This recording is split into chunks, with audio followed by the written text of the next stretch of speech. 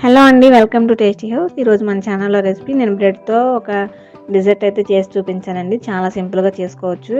ఎప్పుడైనా ఫ్రెండ్స్ వచ్చినా అప్పటికప్పుడు పిల్లలు ఏదైనా స్వీట్ అడిగినా ఇలా చాలా క్విక్గా చేసి పెట్టేయచ్చు అనమాట. ఎలా తయారు చేసుకోవాలో చూపించేస్తానండి.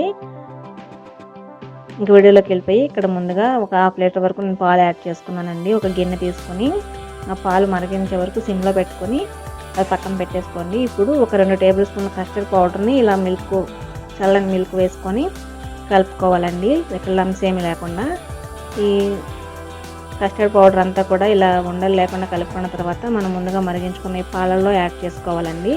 ఈ పాలు కనుక మీకు ఏదైనా ఇక్కడ థిక్గా అయిపోయింది అనుకుంటే కనుక కొంచెం పాలైనా యాడ్ చేసుకోవచ్చు, కొద్దిగా వాటర్ అయినా యాడ్ చేసుకుని ఇలా నేను వీడియోలో చూపిస్తున్నాను చూడండి కన్సిస్టెన్సీ అనేది అలా వస్తే సరిపోతుందండి.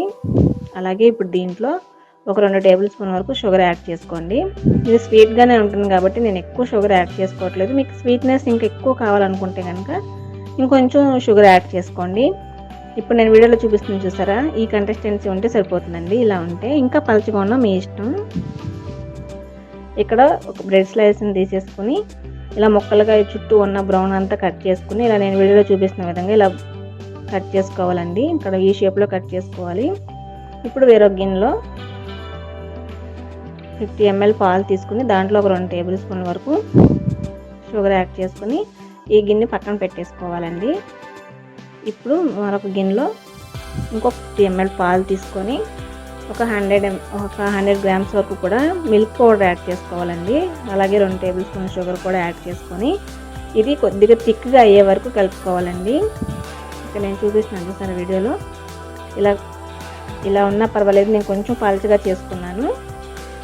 మీకు ఇంకొంచెం థిక్నెస్ కావాలంటే ఇంకొంచెం మిల్క్ పౌడర్ యాడ్ చేసుకోవచ్చు, లేదా దాంట్లో మేగడైనా సరే చేసుకుని ఇలా నేను వీడియోలో చూపించిన విధంగా ఇలా పాలలో సోక్ చేసుకుని ఇలా ఒక సర్వింగ్ ప్లేట్లోకి తీసుకుని సర్వ్ చేసేసుకుని మనం ముందుగా కస్టర్డ్ని ప్రిపేర్ చేసుకున్నాం కదా అదంతా కూడా ఇలా వేసేసుకోవాలండి. ఇది ఒక హాఫ్ అన్ అవర్ కానీ ఒక 1 అవర్ కానీ ఫ్రిడ్జ్లో పెట్టి తీసుకుంటే కూల్గా చాలా చల్లగా ఐస్ క్రీమ్ లాగా బాగుంటుందండి. తప్పకుండా ట్రై చేయండి. ఇంతే అండి, స్వీట్ చక్కగా ప్రిపేర్ అయిపోయింది చూసారు కదా.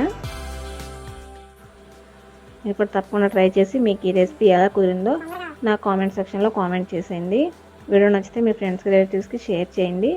మన ఛానల్ ఏమైనా ఫస్ట్ టైం చూస్తున్న వాళ్ళు ఉంటే తప్పకుండా సబ్స్క్రైబ్ చేసుకోండి. థ్యాంక్స్ ఫర్ వాచింగ్ అండి.